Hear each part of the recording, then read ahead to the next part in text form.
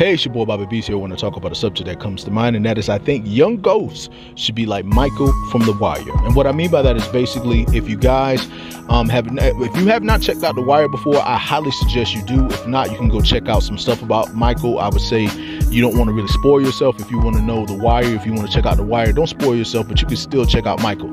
So for those of you who plan on listening to checking out The Wire, do not listen to this because a lot of this that I'm about to say is somewhat like spoilers, but really I'm going to avoid spoilers and just speak on pretty much what I feel in regards to basically how young ghosts should be. And what I mean by that is that basically young ghosts should show up in power, Raising Kanan, like Michael. What I mean is hungry, kind of eager, but at first kind of, not really knowing the game, trying to figure things out, but very smart, very observant, because Ghost is that type anyway. So him being like that as a kid makes a lot of sense.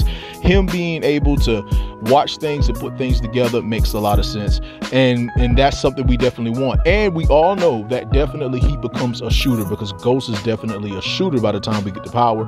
But the thing is, with Ghost as a kid on the come up, or someone that's out there learning the game, him being a shooter makes a lot of sense, and beginning as a shooter makes a lot of sense, because remember, Ghost was very dangerous as a kid. A lot of people do not pay that attention, but he was very dangerous. One thing that Tasha said about Ghost was that Ghost was always different, and she saw the difference in Ghost from everybody else. She said she already knew who he was when she first met him. She said, like how most dudes is, he wasn't like that. He was different. He was about business. He was very organized. He was very smart, and she saw that about him a long time ago. Like when she first met him, she saw that about him, and she knew he was different. And basically Ghost being like that makes a lot of sense. Michael in The Wire was very off to himself. Even though he was working with Chris and working with Snoop, he was still to himself. He still did his own thing. He was very quiet. He observed more than anything. He'd conversate with them, but he mostly been to himself, and he still did what he did and held to what he thought was real to him. And this is pretty much something like Ghost. I think young Ghost should definitely be like that in terms of who he is, because at the end of the day, remember, Ghost's father was murdered. Remember, he's being raised. He lives with Tommy. He lives with Tommy's mom. He's out and about. We're going to learn a lot about Ghost. We're going to learn about his family. We're going to learn a lot of stuff about him that we never knew before. So when young Ghost does show up, I'm thinking if there's any character I've ever seen that I would compare young Ghost to, it would definitely either be Michael from The Wire, or it would be like the kid from Fresh. Those are the only two characters that make a lot of sense, because the kid from Fresh was also very smart, very observant. He observed everyone. He knew what was going on. He knew who was who. He knew who was powerful, who wasn't, he knew who could go against one another. He knew everything.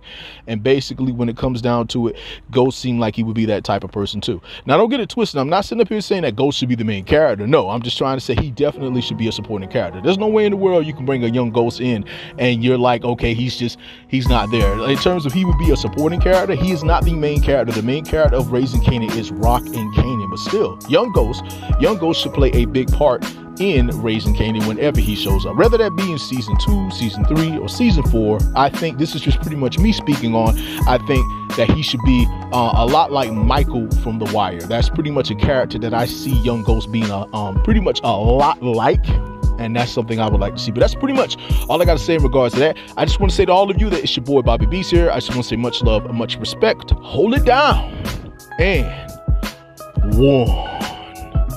Loving the good and bad in you. I want to talk to you guys about what true love is. True love is basically when I fully love you. And what I mean by me fully loving you, meaning that I love you in general. That means I love you not just because I'm smiling with you, laughing with you, or anything of that nature, but I love the good in you. I love the bad in you. I love the things you can do and the things that your mistakes and all. When you fully love someone, you embrace them for who they are. You don't embrace them for just the good times and the smiles and chilling with each other and having sex and all that. That's not true love. That's having a good time. When it comes down to true love, though, that means I fully accept you. That means that I love you for the good you do. I love you for some things you can't do. I love you for the things that the person that you are, and I accept you for who you are when it comes down to it. Let me tell you something about real love. You know if someone really loves you or not when it comes down to it, because they show it. They show it in their actions. This is just the truth. I'm not telling you to sit there and let someone beat on you or have a drug habit or someone do stupid stuff, but when a person has done stupid things and they're trying to get better, they're trying to fight it, that's a person that loves you enough to do that, but they love themselves enough to do do that too. And when a person loves themselves and they love you, that's real love. So when it comes down to it, love is what I'm trying to tell you guys. It's not all about, you know, these little things here and there. Love is I'm loving you fully. That means that I accept you for who you are. You can't pick your family. You love your family with their goods and their bads. You love them for who they are. You accept them for who they are. And that's the same thing when it comes down to who you love.